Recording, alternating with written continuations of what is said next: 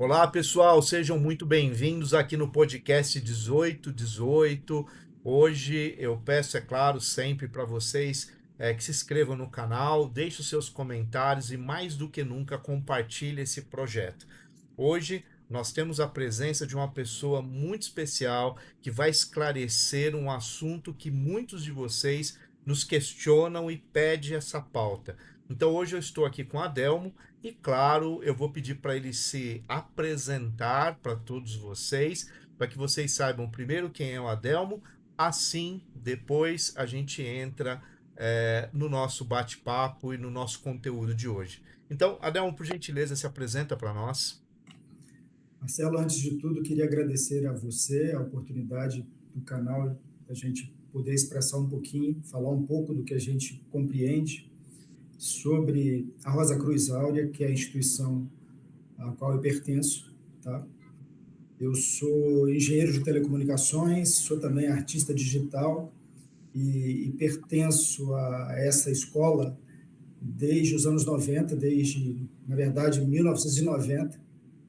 Então, tenho aí 35 anos nessa escola, que tem, né, me proporcionado um estudo amplo de várias questões ligadas à espiritualidade. Então, acho que ao longo dessa apresentação a gente vai poder esclarecer mais.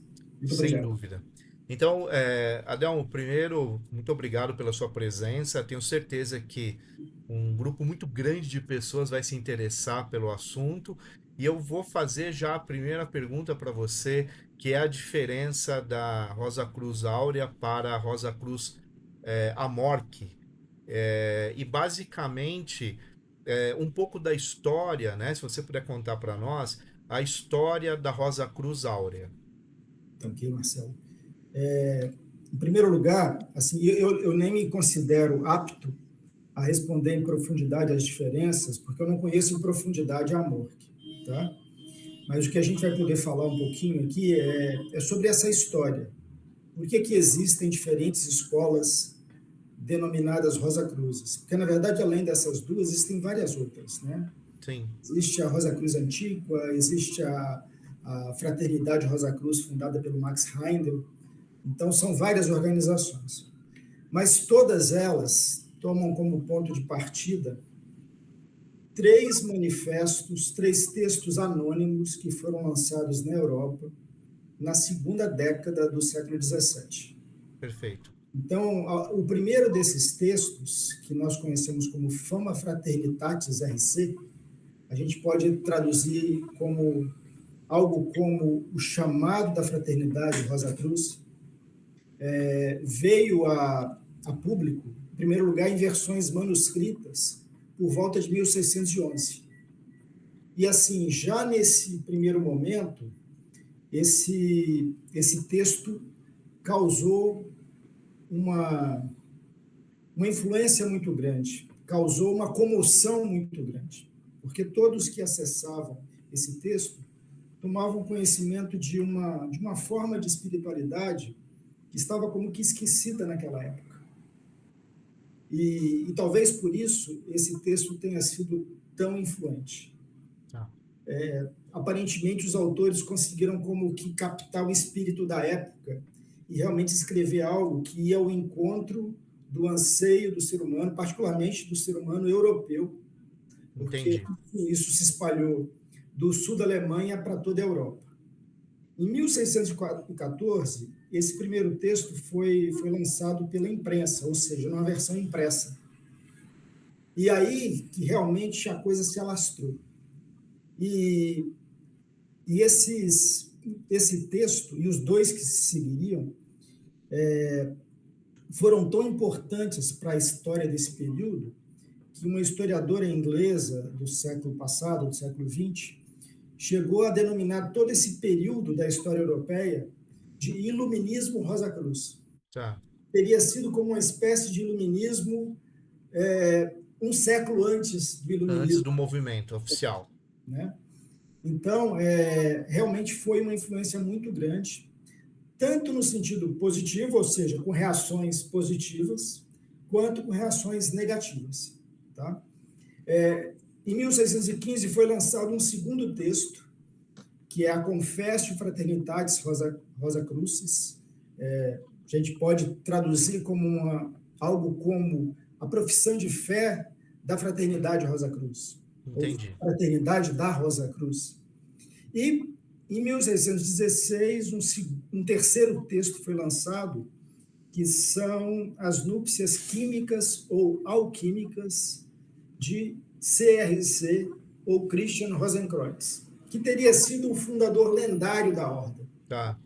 Porque desde o primeiro texto, que uma história é contada. A história de um jovem que é criado em condições especiais, um jovem de natureza especial. Isso, uma história cheia de simbologia, tá? Não devemos entender isso historicamente. Entendi. Mas que teria procurado a sabedoria e ido até o Oriente Médio em busca dessa sabedoria, teria sido iniciado nessa sabedoria, teria trazido essa sabedoria de volta para a Europa e oferecido essa sabedoria, em primeiro lugar, aos sábios e eruditos da época.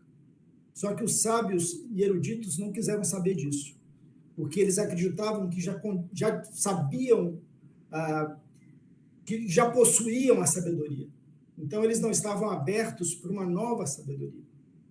Então, nessa história, é dito que a decisão desse personagem, né, CRC, ou Christian Rosenkreuz, ou, uma tradução possível, Cristiano Rosa Cruz, ou Cristão Rosa Cruz, teria se retirado para um local da Alemanha, reunido apenas alguns poucos amigos e criado uma escola interior, uma escola para poucos, uma escola iniciática. Tá? Então, essa é a história. Tá, de modo geral. Depois conta que ele faleceu, esse corpo dele ficou como que perdido por mais de um século, por 120 anos, e havia uma profecia que foi descoberta de que após 120 anos, essa sabedoria, na verdade, esse corpo intacto desse sábio seria redescoberto. Entendi. Mas toda essa história é cheia de aspectos simbólicos, né? Por exemplo, de aspectos alquímicos, de uma sabedoria, de uma cabala cristã que estava presente ali. Sim. Então, não deve ser compreendido como uma história literal exterior. Tá. Tem todo um aspecto místico, esotérico envolvido. Exato. E assim, durante muitos séculos, não se sabia ao certo quem teriam sido os autores desses 3 textos, porque eram textos anônimos. Lembrando, né, que era uma época de grande conflito religioso e de muita perseguição religiosa. Sim. Apenas no século XX é que se provou que a autoria desses textos era principalmente de 3 amigos que viviam justamente no sul da Alemanha, na cidade de Tübingen, os 3 ligados à Universidade de Tübingen, tá? Que teriam sido Johann Valentin Andrea, Christoph Pisold e Tobias Hess. Sendo que Tobias Hess era o mais velho dos 3 e seria como que o eixo central. O Christoph Pisold era um grande erudito, que tinha uma biblioteca de textos herméticos, cabalísticos, cristãos, das mais diferentes naturezas, né? E o Johann Valentin Andrea teria sido, de fato, aquele que pegou a caneta e colocou as ideias no formato que a gente conhece. Tá? Entendi. Eles não fundaram, na época, uma escola. Tá? Pelo menos uma escola que foi conhecida exteriormente. Até porque, se a gente pega a história da Europa da época, eles lançaram esses textos, ou melhor, esses textos se tornaram conhecidos nos anos 1614, 15 e 16. Em 1618 começou a Guerra dos 30 Anos, que duraria de fato 30 anos, ou seja, iria até 1648. Grande parte da Europa foi dizimada por essa guerra. Então foi um período de grandes conflitos. Não havia as condições político-econômicas para se pensar em estruturar, de fato, uma escola de mistérios, como que projetado ou idealizado por esses textos, né? Certo. Eles colocaram como que uma semente ali. Ao longo dos séculos que se seguiram, várias escolas foram criadas tentando como que tornar essa concepção uma realidade concreta, tá? Daí porque a gente ouve falar de diferentes escolas, né? A própria maçonaria foi influenciada por esses textos. Existem alguns rituais maçônicos, né, que fazem referência à Rosa Cruz, né? De forma simbólica também. E assim, no final do século XIX, algumas escolas também foram criadas, e o mesmo é verdade para o início do século XX. Então, Tá. entre essas escolas do início do século XX, estão as que nós conhecemos atualmente. Entre elas, a Rosa Cruz Áurea. Tá? Entendi. A Rosa Cruz Áurea procurou como que tomar como base inicial de seu trabalho justamente a recuperação desses textos clássicos do século XVII e desvelar a linguagem, muitas vezes velada, desses textos para tornar compreensível para o ser humano de nossa época. Tá? Entendi. E, Adelmo, esclarece uma coisa para mim. Ah, tanto é falado que a Rosa Cruz tem uma conexão simbólica com o Egito antigo, através de simbologias, perspectivas místicas, ritualísticas, esotéricas. O quanto disso é real, e o quanto disso é significativo dentro da estrutura da Rosa Cruz Áurea. Tá? Toda a Rosa Cruz Áurea compreende o seguinte, tá? A manifestação desses textos não foi algo isolado, foi a manifestação de uma corrente de pensamento. Se a gente pega o que aconteceu ali no século XV, por exemplo, no início da Renascença, do Renascimento, houve a recuperação de vários textos da sabedoria antiga. Por exemplo, Marcílio Fitino, sob a influência da família Médici, e também do contato que começou a haver, né, entre o mundo cristão e o mundo islâmico, vários textos que tinham sido perdidos da antiguidade acabaram sendo recuperados. Entre esses, vários textos de Platão, que Fitino foi traduzindo. E, enquanto Fitino estava traduzindo Platão, ele recebeu uma nova encomenda, porque eles tinham recuperado vários textos atribuídos ao sábio Hermes Trismegisto, que teria sido um sábio no Antigo Egito. Tá? Dos princípios herméticos, enfim. Sim. E assim, ele deu prioridade total à tradução desses textos, porque ele reconhecia que ali realmente estava uma sabedoria muito pura. Tá? Acreditava-se na época que esses textos realmente eram lá da mais remota antiguidade. Hoje sabe-se que o formato que esses textos assumiram e que nós conhecemos hoje são criações do período helênico, tá? Séculos 2, 3, 4 depois de Cristo. Tá? Mas, de qualquer forma, esses textos eles eram testemunhos também de uma sabedoria ainda mais antiga. Né? A Rosa Cruz Áurea compreende o seguinte, que, na verdade, tanto os textos herméticos, quanto os textos do próprio Platão, quanto essa sabedoria que depois se manifestaria como os manifestos Rosa Cruz do século XVII, na verdade, são parte de um corpo de sabedoria que acompanha a humanidade. São manifestações de uma mesma sabedoria. Perfeito. Na concepção da Rosa Cruz Áurea, essa sabedoria estava presente lá no Antigo Egito e se renovou nesse período, né, helênico, tomando a forma dos textos herméticos. Então, o que nós reconhecemos não é uma ligação histórica direta. Tá? A Rosa Cruz não existia no Antigo Egito. A Rosa Cruz, como escola formada, filosófica, é algo muito recente. Né? Como concepção, é algo do século XVII. Mas isso foi apenas uma renovação de uma sabedoria muito mais antiga, que a gente pode encontrar lá no Antigo Egito. Tanto é que também o fundador da Rosa Cruz Áurea, né, Jan van Eyckenborg, ele procurou sempre um caminho de retorno às fontes. Então, isso foi verdade na recuperação dos textos da cruz clássica do século XVII. Isso também foi verdade na recuperação do corpus hermético. Ele pegou esses textos, que também muitas vezes são numa linguagem já de difícil compreensão para o ser humano atual, e procurou destrinchar esses textos. Ele escreveu amplos comentários sobre grande parte do corpus herméticos. Tá? Então, isso é verdade também para outras linhas que ele reconhecia a mesma sabedoria. Entendi. Né?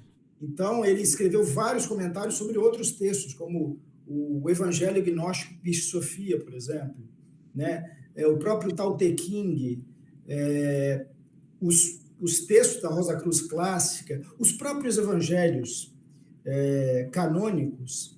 Ele procurou como que renovar a compreensão desses evangelhos, trazendo uma compreensão interior e não histórica, e não exterior daqueles eventos descritos ali. O fundador era alemão? Era holandês. Holandês. E você pode nos precisar quando que a Rosa Cruz Áurea foi fundada? Sim. A Rosa Cruz Áurea começou a se estruturar no início dos anos 20 do século passado, anos 1920, particularmente a partir de 1924. 24, tá. Então aí vai pegar um período entre guerras. Exatamente. E grandes mudanças também no pensamento europeu e mundial, né, naquele momento histórico. Agora, Adelmo, tem uma questão que eu acho que o pessoal que está nos assistindo deve ter curiosidade. A estrutura da Rosa Cruz, ela é pautada em grau, e a evolução desses graus, todos eles são ligados à questão conhecimento, rituais, símbolos, se possível, claro, dentro da perspectiva daquilo que pode se falar. Você pode explicar um pouco como que funciona essa estrutura da Rosa Cruz? Sim. Uma coisa que é importante deixar claro, tá? Apesar de haver o que a gente pode chamar de graus, na escola a gente fala de discipulados, tá? Tá. Esses graus não representam de forma nenhuma funções de autoridade. Tá? Existe um conceito na escola que é o seguinte: todos somos alunos. Tá? Então, desde aquele que entrou ontem até aquele que entrou há 30, 40 anos na escola, todos são alunos. Entendi. Nós não somos mestres. Todos nós somos orientados a buscar o mestre interior. Então, um dos conceitos chaves da Rosa Cruz Áurea é justamente a compreensão de que a rosa espiritual habita em nós. Nós somos como que o símbolo da cruz. Né? Então, existe uma dualidade nesse símbolo, rosa-cruz, né? Que precisa ser transformada em unidade. Por um lado, nós somos um ser da matéria, inclusive nós, com os braços abertos, de pé, constituímos uma cruz, mas no centro dessa cruz existe a centelha espiritual, que é representada pela rosa. Tá. Antes de tudo, como uma rosa em botão, como uma rosa fechada, mas que pode se abrir a partir de um processo de desenvolvimento da consciência. E autoconhecimento? Autoconhecimento. A chave de tudo é autoconhecimento. Tá. Então, os graus ou discipulados, na verdade, têm a função de conduzir, de orientar os alunos a uma transformação de consciência. Tá? Em primeiro lugar, através da conscientização de que existe esse princípio espiritual no mais profundo de nosso ser. E de que nós vivemos iludidos pelo egocentrismo. Nós esquecemos aquilo que nós somos de fato. Em essência. Em essência. E é necessário recuperar essa essência, se voltar para essa essência. E assim, essa centelha espiritual, ela atua na consciência humana, em primeiro lugar, como uma inquietação. Então, a busca espiritual é já é impulsionada desde o primeiro momento pela ação da centelha espiritual em nós. Aquilo que leva o ser humano a fazer as questões centrais da vida, quem eu sou, de onde vim, para onde vou, não como perguntas teóricas, né, mas como perguntas existenciais, Tá, é esse impulso da centelha espiritual. Então, é a partir desse impulso que tudo se constrói. E é entendi. a esse princípio que a gente deve se voltar. Tá, E, ao se voltar para esse princípio, nós precisamos começar um processo que começa na escola externa, em que a primeira etapa é autoconhecimento. A centelha espiritual, além de ser uma força de inquietação, é uma luz que nos ilumina interiormente e que possibilita o autoconhecimento. Então, o ser humano que começa a fazer as questões centrais e começa a se abrir à busca verdadeira do próprio ser, ele também recebe a luz interna da própria centelha para olhar para dentro com objetividade e se enxergar e começar a desmascarar as ilusões do egocentrismo. Todos nós entendi. vivemos numa ilusão de separação. Nós nos julgamos separados, isolados uns dos outros, né? E essa barreira precisa ser rompida. E a força que nos permite romper essa barreira é essa inteligência espiritual. Então, nesse processo de autoconhecimento, nós começamos a conhecer a nós mesmos e as nossas amarras e as nossas ilusões que nos afastam de nós mesmos. Tá, E através da força dessa centelha também, nós começamos a como que equilibrar os três núcleos centrais da consciência humana, que é o pensar, o sentir e o agir. Todos nós temos esse triângulo da consciência desequilibrado na nossa condição egocêntrica. E é necessário começar a harmonizar esse triângulo. Então, é como se, a partir da nossa conexão com o ponto, que é o centro, nós tivéssemos que construir um triângulo equilátero ao redor desse ponto. entendi. E esse é o início do processo. Inclusive, o símbolo da Rosa Cruz Áurea é um ponto, um triângulo, e depois um quadrado, que é transformar essa transformação de consciência numa transformação plena da própria vida. E Entendi. isso se dá ao longo desses discipulados. Então, você ingressa no primeiro aspecto. Você ingressa num degrau preparatório, em que você começa a receber como que ferramentas para trabalhar interiormente e para se conhecer, né? À medida que a gente avança, a gente vai recebendo cada vez mais ferramentas. O trabalho deixa de ser individual e passa a ser um trabalho mais coletivo, tá? E até que, digamos, o ser humano realmente consiga transformar esse processo de autoconhecimento numa real transformação da própria consciência. Tá, E essa consciência transformada, ela poderá acessar a realidade espiritual mais profunda do ser. Nós dizemos que a consciência pode se unificar com o espírito. E a partir dessa conexão com o espírito vem uma transformação estrutural de todo o ser, né? Não só das estruturas energéticas até as estruturas mais densas, tá, né? É a construção do quadrado. entendi. Os discipulados, você pode chamar de graus, servem a esse propósito, tá? Então, a escola procura deixar esse caminho o mais claro e simples possível. O foco é na realização. Existe uma filosofia, mas é uma filosofia de ação, uma filosofia dirigida a conduzir os alunos, de fato, a uma transformação de consciência. Tá, movimento, né? Um movimento constante. Exato, exato. Tá. Adelmo, o contato primeiro que eu tive com a Rosa Cruz em termos de leitura, conhecer um pouco, mas ainda muito superficial, foi lá na década de 80 para 90. E naquele momento, né, o processo era inicial, era por correspondência, né? Os primeiros graus ali, ou etapas, a maneira que você nos definiu muito bem. E hoje, né? Hoje a Rosa Cruz Áurea, como que é esse processo inicial? Ele já é presencial, há um templo, um local, existe essa relação já direta entre as pessoas que ali fazem parte, ou se ainda é à distância? Como que funciona esse processo, do indivíduo nessa caminhada?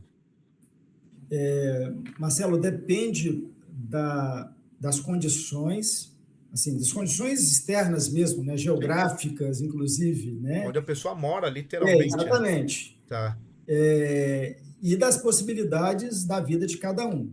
claro. Existe todo um trabalho feito virtualmente, mas assim, a escola tem uma estrutura presencial no mundo inteiro, né? Uma escola que foi fundada há mais de um século, né? Em Sim, 1924, ela foi realmente se colocando, se estruturando na matéria, né? Então, os templos iniciais foram na Holanda, né? Em 1924, eu queria até retomar um pouquinho essa história, né? Jan van Eyckenborg e seu irmão Z.W. Lane começaram este trabalho. tá. No começo, até tomando como base o trabalho prévio, anterior, feito pelo Max Heindel. Mas nos anos 30, esse trabalho da Rosa Cruz Alves se tornou completamente independente. Tá? E, e, e já no início, a necessidade de haver também um trabalho físico e coletivo em templos foi colocado. Tá? Então, os primeiros templos eles foram erigidos, né, na Holanda, depois se espalhou para vários países da Europa, se espalhou posteriormente, né, para o próprio Brasil, que tem um trabalho muito antigo. Tá. Para você ter uma ideia, já nos anos 30, uma aluna da Holanda veio para o Brasil. Né? Então, quando a escola ainda estava na infância, vamos dizer assim. Aham. Mas já no final dos anos 40, início dos anos 50, a gente vê a estruturação de um grupo no Brasil. Né? Então, o trabalho brasileiro foi pioneiro também. Então, hoje nós temos no Brasil 7 regiões de trabalho, sendo que no mundo nós também somos 7 regiões. E Entendi. dentro do Brasil, que é a 5ª região do trabalho mundial, nós temos 7 sub-regiões. Então, eu até diria para você, do Oiapoque ao Chuí, nós estamos presentes. Né? Nós Tá. temos núcleo lá em Manaus, em Belém, e lá no Rio Grande do Sul, em Florianópolis, em Curitiba, nós também temos o trabalho. Né? Então, mas para aqueles que moram distante de qualquer um desses locais, nós também temos um trabalho online. Tá? O primeiro contato com a Rosa Cruz Áurea é através do trabalho virtual. Nós Tá. temos palestras regulares, tá? Geralmente nas 3 primeiras terças-feiras do mês. E a partir dessas palestras, ou mesmo antes dessas palestras, qualquer um que queira se aprofundar pode acessar o nosso link, que é rosacruzaurea.org.br/contato e começar um caminho. Aí Tá. esse caminho pode se dar da forma mais, digamos, preliminar, né, sem grandes ligações, sem apenas recebendo informações de quando as palestras vão acontecer, ou recebendo informações sobre eventos que aconteçam, né? Ou você pode prosseguir e começar a ter acesso, por exemplo, à nossa biblioteca não só de palestras, mas também de serviços templários e conferências, porque os serviços templários e conferências são atividades mais dirigidas aos alunos, mas que hoje, através do trabalho virtual, nós abrimos para todos. Tá? Não tem nada escondido na Rosa Cruz Áurea, tudo é muito aberto. Tá? Tá. E você pode prosseguir ainda, né, avançando a partir desse link inicial até se tornar um aluno da Rosa Cruz Áurea, se você quiser. Tá. Sendo aluno, você pode ter uma ligação inicialmente apenas virtual, online, né? Ou você já pode começar a participar das atividades presenciais. Tá? Então, é um trabalho que é misto. Tá. Existe toda uma estrutura física, né? Inclusive de um trabalho muito maduro no Brasil, que começou, né, lá nos anos 30, mas que ganhou força a partir dos anos 50, 60 do século passado. Tá? Então, existe toda a estrutura da escola está presente no Brasil para aqueles que querem avançar, desde Entendi. os degraus mais preliminares até os mais Até avançados. os mais avançados. E na cidade de São Paulo, vocês possuem templo? Temos um dos templos mais antigos do trabalho brasileiro, está em São Paulo, tá? Perto no bairro Aclimação. Ah, tá na aclimação, entendi.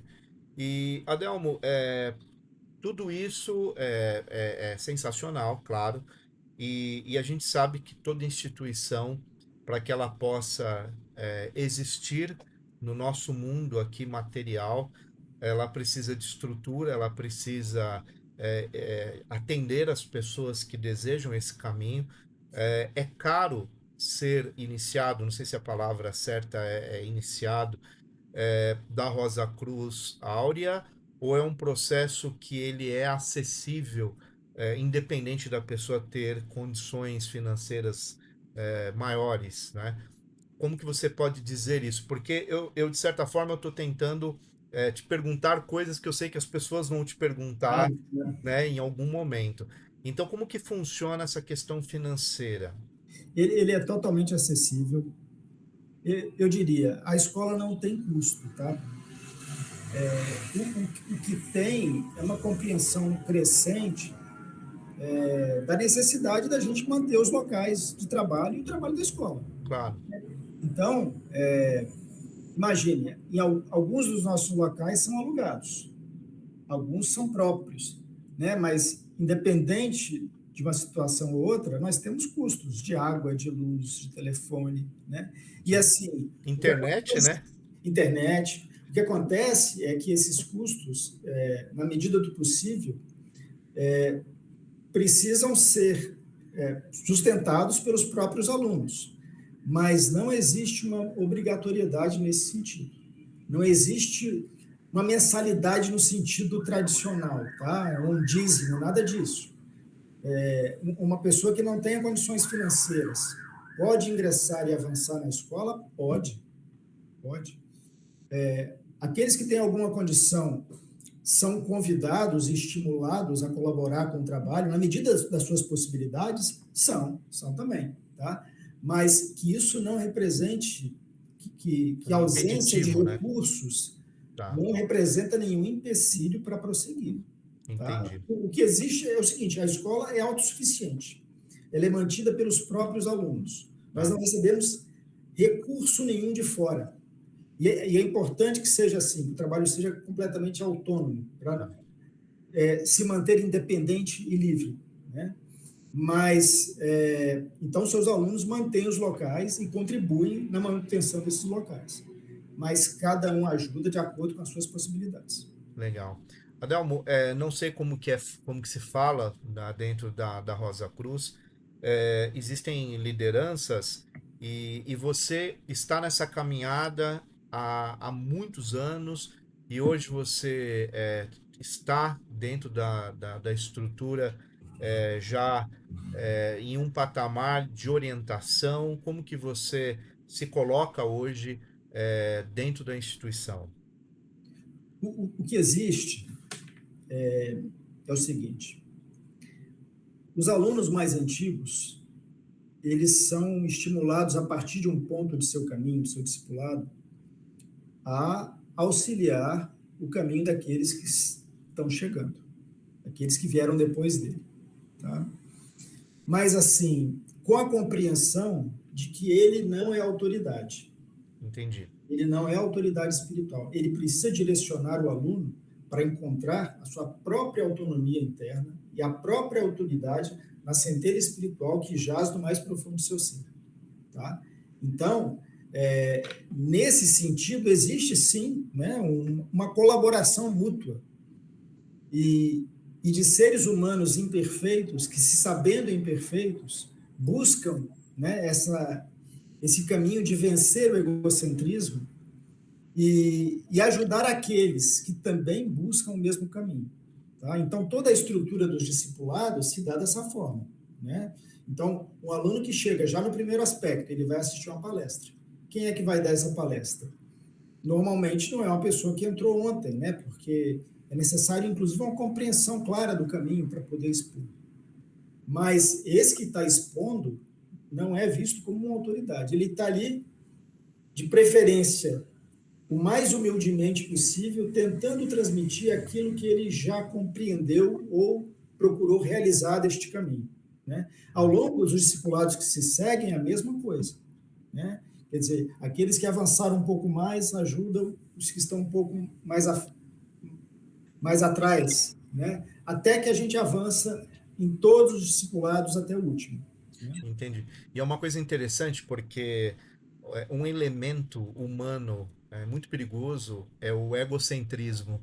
E quando você tem uma estrutura que é colocada dessa forma, um processo de evolução que prioriza se libertar desse egocentrismo é pensar não só dentro da estrutura, mas socialmente também fora dela, que está inserida no mundo, é o mundo, está na sociedade, é tentar viver assim em todos os lugares que a gente vive, né? Então, é no trabalho, acho que uma perspectiva mais de colaboração, na família, com os amigos, na vida, enfim, de forma mais geral.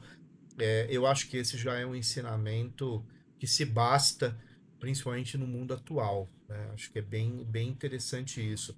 E uma curiosidade, Adelmo, a Rosa Cruz, ela, no caso a Áurea, vocês têm uma pessoa que está à frente no mundo ou no Brasil, né? Uma pessoa que orienta, que preside a estrutura.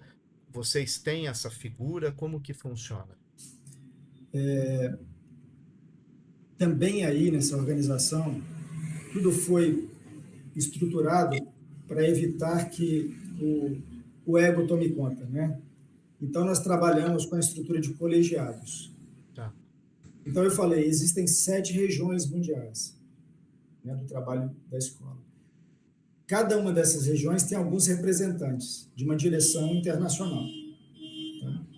Então, existem alguns representantes do Brasil nessa direção internacional. Tá. Aí, a gente chega aqui no Brasil, né, que é a 5ª região, é uma dessas 7 regiões. Nós temos sub-regiões, 7 sub-regiões. Em cada uma dessas sub-regiões, nós também temos direções, né? Direções no sentido administrativo, tá? A gestão. De gestão, de estruturação do trabalho, de condução do trabalho, mas ninguém se apresenta na escola como autoridade sobre ninguém. Cada um busca orientar seus alunos para buscar a autoridade interna na centelha espiritual em si mesmo. Tá? Mas, para o trabalho ser organizado, né, essa estrutura foi montada. Então, nós temos aqui, por exemplo, na região de São Paulo e sul do país, uma região, uma sub-região. Né? Então, existem alguns responsáveis por essa sub-região do trabalho brasileiro. Então, esse colegiado internacional, os representantes do Brasil se reúnem com esses representantes de cada uma dessas sub-regiões. E em cada uma dessas sub-regiões, por sua vez, nós temos núcleos e centros de conferência com responsáveis locais, com grupos de trabalho. Tá? E esses grupos de trabalho fazem a ponte com um trabalho mais operacional do dia a dia, né? Com esses responsáveis pela região. Então, dessa forma, a gente chega até, digamos, o trabalho concreto do dia a dia em cada um dos locais da escola. Tá? Entendi. Agora, existe uma unidade, né? Desculpe, só Tranquilo. Existe uma unidade de propósitos, né? Então, essa condução, né, se dá dessa forma justamente por isso, né? Para que haja realmente uma harmonização do trabalho no mundo e particularmente no Brasil. Tá. Agora, Adelmo, em relação a Rosa Cruz Áurea, me corrija, ela não é uma religião. Ela não é uma religião. Agora, deixando claro, nessa palavra religião, ela pode ser compreendida das mais diferentes maneiras. Sim. Né? Um conceito que surgiu a partir da Idade Média, né? Parece que nem é a origem da palavra religião, mas surgiu ali no início da Idade Média e perdurou, é que religião poderia estar ligado ao conceito de religare, né? Isso. De religar. Ou seja, é o conceito de religar a nossa fonte pura original, né? Aquilo que nós somos de fato, a nossa espiritualidade verdadeira. Então, nesse sentido, é sim uma religião, né? Mas não no sentido dogmático, né, de Entendi. impor uma compreensão única Tá, e de forma sectária. Nesse entendi. sentido, não. Tá? Agora, dentro dessa perspectiva que você acabou de dizer, então é possível a pessoa estar numa religião que existe que é institucionalizada, que existe ali uma doutrina, dogmas, e seguir um caminho dentro da Rosa Cruz? No início, sim, tá, Tá. Marcelo? Então, a pessoa, ela ingressa, ela traz a bagagem Sim, não dela, tem como não ser, né? assim, ela não é obrigada do dia para a noite, né, abandonar sua religião, suas práticas religiosas, até porque, muitas vezes, quando as pessoas chegam na Rosa Cruz Áurea, elas estão sondando e buscando, né? Elas ainda não sabem, encontrei o meu caminho, Sim. né? Então, é por isso que a escola abre completamente as portas e fala, conheça, verifique se é isso. Existe um ponto nesse caminho em que uma escolha precisa ser feita, tá? Porque, assim, talvez fique claro que existe, às vezes, incompatibilidades, né? Se você está falando de um caminho de absoluta negação de uma autoridade externa, existem outros caminhos que são baseados em autoridade externa. Né? Como é que você vai se confiar à sua autoridade interna e, ao mesmo tempo, à externa? Existe incoerência. Né? Sim. Então, chega um ponto do caminho, existem práticas que trabalham a consciência em determinado sentido. Inclusive, algumas práticas no sentido de uma ampliação das capacidades do ego. Esse caminho proposto é um caminho de vencer a ilusão egocêntrica. Então, quando você vê um caminho, né, de fortalecimento do ego por um lado e outro caminho de transcendência do ego, não são caminhos conciliáveis. Né? Então, num certo ponto desse caminho, que não é no começo, tá, uma escolha precisa ser feita. Tá? Então, nesse sentido, porque realmente é reconhecido que há incompatibilidades, né? Que nem todos os caminhos são iguais, ainda que a busca do ser humano, quando ela é sincera, certamente vai levá-lo à realização espiritual. Não, eu entendi, e inclusive a sua resposta agora foi muito coerente com a anterior que você me deu, né, em relação a essa questão religião, a questão do religar, enfim, toda esse conceito que envolve essa busca espiritual, essa busca de autoconhecimento, essa busca quem eu sou, né, e para onde eu vou, no sentido mais senso comum, mas eu acho que é importante a gente entender. E Adelmo, eu creio que essa é uma pergunta que muita gente vai fazer, e já me adiantando, né? É, como que a pessoa deve agir, qual é o procedimento que ela deve ter em relação eu quero entrar eu quero começar um caminho, eu quero conhecer, como você bem disse, a Rosa Cruz Áurea. O que ela deve fazer? Qual que é o caminho que ela deve trilhar para chegar até vocês? Ela assistiu o programa, gostou muito, se identificou, achou que é possível esse caminho. O que ela deve fazer? Tá. Eu falei desse link, né? Vou voltar a falar. rosacruzaurea.org.br/contato. Tá? Se você acessa esse link, você vai ter, digamos, o início do caminho.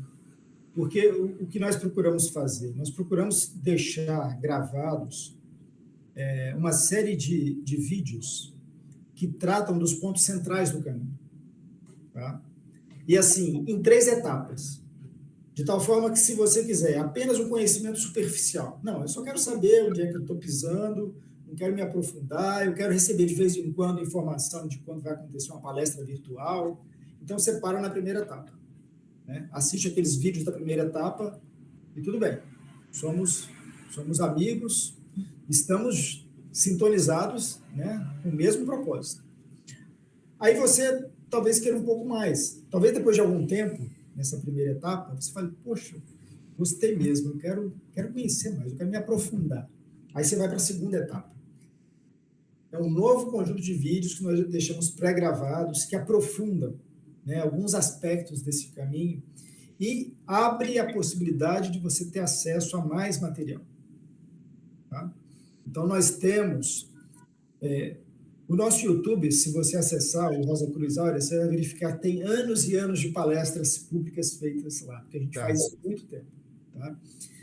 Mas nós também temos uma biblioteca de serviços templários e conferências, que são atividades um pouco mais contemplativas. Tá? Uma palestra é como a gente está falando aqui, né? Uma coisa mais focada no intelecto, uma compreensão racional apenas. O serviço templário, eu diria que é algo mais completo, tá? Porque tem intervalos de silêncio, tem intervalos musicais, tem trechos disso que a gente chama de ensinamento universal, né? Que estão presentes na Bíblia, mas não apenas na Bíblia. Estão presentes no Corpus Hermético, nos Evangelhos Gnósticos, nos textos da Rosa Cruz clássica do século XVII, no Bhagavad Gita, no Tao Te Ching, na sabedoria dos antigos Guarani, aqui do Brasil. Né? O que a gente consegue trazer nesses serviços templários não é apenas uma compreensão, mas também uma vivência dessa linguagem um pouco mais poética, que fala mais ao coração, junto com a linguagem que fala para a cabeça. Né? Então, o serviço templário é algo mais completo. E bem ecumênico, né? Da maneira que você coloca, é muito completamente ecumênico. aberto, completamente aberto. E a pessoa recebe, né, as informações dessa biblioteca de serviços e até começa a receber também as informações dos últimos serviços que são realizados. Né? Porque nós temos uma frequência intensa de trabalho. Né? Nós temos uma conferência por mês que acontece nos 7... não apenas nos 7, tá? Porque, na verdade, são sub-regiões em que nós temos em cada uma dessas sub-regiões núcleos e centros de conferências. Né? Então, mas em todo o Brasil, o mesmo serviço é realizado no mínimo uma vez por mês, presencialmente, e no mínimo uma vez por mês, virtualmente. Tá? Esses que são feitos virtualmente são colocados nessa biblioteca. Nós temos também uma conferência de final de semana que começa no sábado e vai até o domingo, que é uma conferência presencial no Centro de Conferência do Brasil. Essa conferência também é gravada e disponibilizada nessa biblioteca. Né? Então, quem avançou para essa segunda etapa tem acesso a esse material. Se depois de um tempo, né, a pessoa, caramba, é isso mesmo, gostei dessa forma de trabalhar, né, era isso que eu estava buscando mesmo, eu quero me integrar a esse trabalho, né, me comprometer até certo ponto com esse trabalho. Né? Ele avança para a terceira etapa, ele se torna aluno. Aí, se tornando aluno, ele já vai receber informações locais. Né? Aí você mora em São Paulo, alguém de São Paulo vai te ligar, vai te explicar, olha, tais domingos a gente tem essa atividade, depois tem uma palestra pública presencial feita. Sorocaba, nós temos um trabalho em Sorocaba. Campinas, nós temos um trabalho em Campinas. Ribeirão Preto, Bauru, Marília, Jarinu, Florianópolis, Curitiba, Porto Alegre. Então, você vai receber informações locais para participar também, não apenas das atividades virtuais, mas, se quiser, né, é sempre do ponto de vista do interesse de cada um, a partir, né, da busca, da intensidade da busca de cada um. Você pode participar apenas das atividades online, virtuais, ou você pode participar também do trabalho presencial. Tá? Então, tudo se dá a partir desse link, /contato, rosacruzaurea.org.br/contato, você começa. esse caminho em 3 etapas, que é só a porta de entrada. Tá, Tá? entendi. Bom, Adelmo, a gente tem uma pergunta que é bem tradicional no programa, sobre a sua perspectiva, sobre a sua caminhada, é claro, né, as suas experiências. Não que seja possível definir, mas eu acho interessante uma reflexão. Deus e tempo para você. O que você diz sobre Deus e tempo? Bem, Deus, em primeiro lugar, é indefinível, né? Tudo que se pode falar a respeito de Deus não é Deus. Deus é absoluta transcendência. Mas Deus também se manifesta na imanência do ser. Ou seja, Deus está presente em nós. Se Deus está presente em tudo, Ele está presente também em nós. E o Deus que nós conseguimos acessar é justamente esse Deus que está presente em nós. Essa centelha divina que está presente em nós. Então, nós nos conectamos com a divindade absoluta que tudo permeia a partir do mais profundo de nosso ser, nos dirigindo a essa máxima profundidade. É por isso que é tão importante um caminho para a gente como que tirar esses véus que nos impedem de perceber a nossa realidade interior mais profunda. Enquanto a gente estiver iludido, né, de que somos esse ser da separação, esse ser do egoísmo, do egocentrismo, né, nós não teremos condições de acessar essa realidade una que habita o mais profundo de nosso ser. E essa realidade que é Deus, ela também é a transcendência do tempo. Vários místicos, sábios, gnósticos ao longo do tempo falaram que o contato com essa realidade interior mais profunda abre a vivência do eterno agora. Então, a eternidade, ela não deve ser vista apenas como uma realidade para além da vida temporal, mas ela se manifesta no presente de cada instante, se a gente estiver de fato presente. Se essas ilusões que nos afastam do presente vivo, né, e que nos colocam constantemente repetindo o passado e tentando repetir o passado no futuro, né, através das nossas expectativas, se a gente vivencia o agora de cada instante, a gente vivencia a eternidade. Então, a eternidade não é uma duração de tempo imensa. A eternidade está presente em cada presente nosso, em cada momento em que a gente vivencia plenamente o agora. Muito bem. E assim, dentro de uma perspectiva para que as pessoas entendam literalmente, a Rosa Cruz Áurea, ela é monoteísta. Ela é monoteísta, veja, sim, mas ela compreende também que mesmo as religiões politeístas, na verdade, enxergam multiplicidades de uma unidade. Tá? Então, nós compreendemos que a divindade, sim, ela é una e oniabarcante, mas, vejam, a gente também compreende que existem tradições espirituais que aparentemente são politeístas, mas que apontam para a unidade. Né? Como talvez a gente possa trazer a seguinte imagem, né? Da mesma forma que a luz branca, ao passar pelo prisma, se divide em 6, 7 cores, né? Essa divindade presente e absoluta e una, ao se manifestar, assume diferentes formas. Então, não uma tradição como a indiana, né, por exemplo, né, que fala de múltiplos deuses, na verdade está falando diferentes manifestações de um mesmo Deus. Tudo aponta ali para a unidade absoluta. Né? Muito bem. Agora, também é tradição no nosso programa que o convidado ele deixe para a nossa audiência uma mensagem final, algo que é importante para ele falar, para as pessoas que estão aqui nos ouvindo. E eu creio, Adelmo, que no momento que nós estamos, do ponto de vista social, uma sociedade muito belicosa, infelizmente, né, a gente está escutando coisas que parece que a gente só escutou lá durante a Guerra Fria e parece que está voltando, né? Tempos estranhos, né? Tempos difíceis.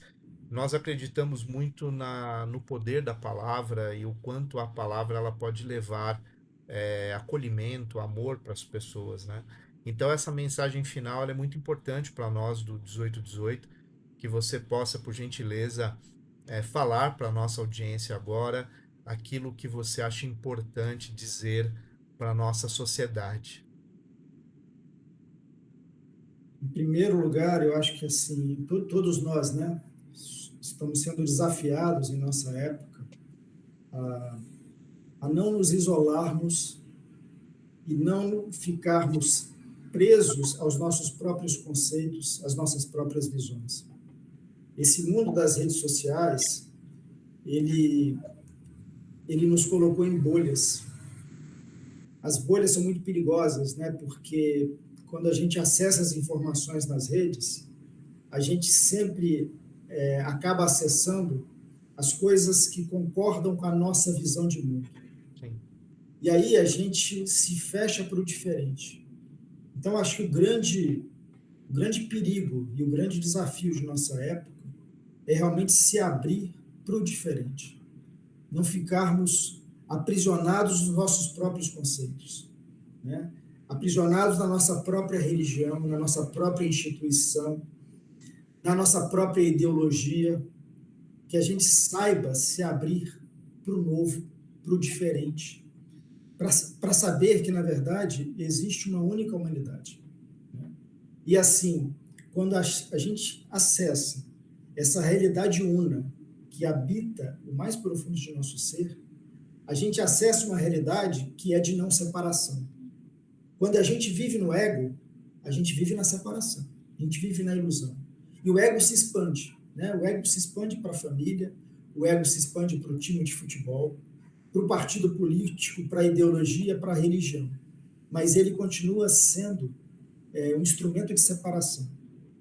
É por isso que a gente precisa romper essa barreira do egocentrismo, né? Para atingir essa realidade mais profunda, que essa realidade mais profunda nos liga a tudo e a todos.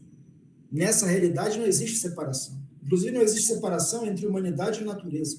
Sim. Nós não estamos nesse planeta para simplesmente explorar a natureza, porque nós somos parte integrante. Sim. Nós formamos uma absoluta unidade com a natureza. Literalmente, né? Exatamente. Nós somos a natureza. E nós esquecemos disso, né? Porque nos tornamos exploradores da natureza. Mas nós também nos tornamos exploradores uns dos outros, porque a gente vive na separação, né? Em diferentes classes sociais, em diferentes concepções de mundo. Mas, assim, se a gente se abre para essa voz que certamente está vibrando em muitos, né? Levando muitos a questionar e a se questionar, que todos nós tragamos esse questionamento para dentro e não, né? Que não seja esse dedo acusador do outro de ver o problema no outro, né? A sabedoria popular é muito sábia, né? Que diz que quando a gente aponta um dedo para o outro, a gente está apontando 3 para si mesmo. Que a gente perceba esses 3 dedos e reconheça o problema em nós. Que nós somos o fator de divisão, nós somos o fator de separação. A guerra não está lá fora. Se a gente vence a guerra em nós mesmos, se a gente rompe essa barreira da separação, se a gente reconhece aquilo que nós somos no mais profundo do ser, a gente reconhece essa realidade da absoluta unidade com tudo e todos. Então, esse é o desafio, né? Nós estamos num momento de extrema separação, né?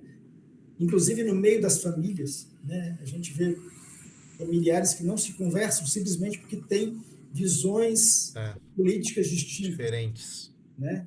Que nós nos abramos para o diferente, que a gente saiba escutar e que a gente saiba dialogar e se abrir e reconhecer a nossa pequenez, o pouco que a gente sabe e abandonar as nossas certezas para se abrir para algo muito maior, que está presente em nós, mas que enquanto a gente estiver cheio de nós mesmos, das nossas certezas, das nossas convicções, a gente não vai ter condições de ouvir essa voz do silêncio, né? Essa voz do mais profundo do ser, que quer nos levar para a unidade, que quer romper essas barreiras de separação. Muito bem. Adelmo, muito obrigado. Foi muito esclarecedor, de verdade. Tenho certeza que o pessoal vai gostar muito, o pessoal que vai assistir o programa, por você ter dedicado esse tempo para nós aqui do 1818, por acreditar no nosso projeto. Eu tenho certeza que muitas pessoas vão acabar buscando esse caminho, nem que seja primeiro por curiosidade, mas depois que compreenda que seja um caminho. E obrigado por tudo que você esclareceu aqui, desde a parte simbólica até a parte mais filosófica, intelectual, enfim, foi muito legal. Então, muito obrigado.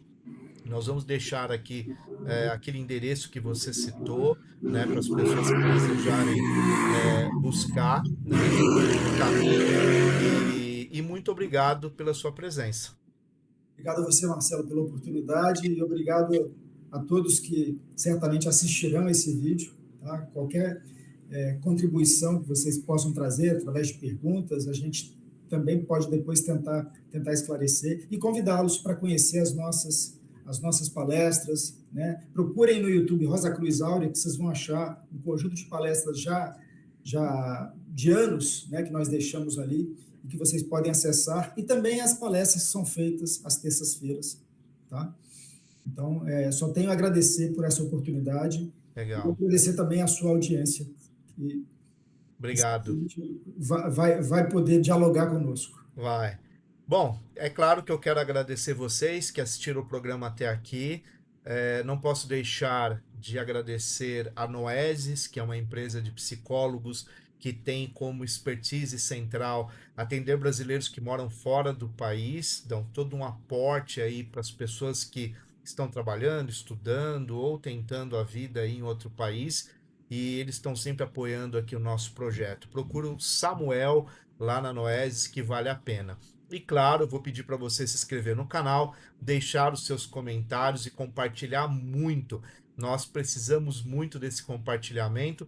E eu sempre digo, gente, às vezes você assiste o programa e acaba não seguindo, esquece ou vai ver depois um outro episódio. Não deixa de seguir, é muito importante para nós aqui. Quem já está chegando em 10 mil seguidores, é muita gente querendo escutar um pouco mais de conteúdo de qualidade, amor universal, uma perspectiva de transformação social efetiva. Conto com vocês.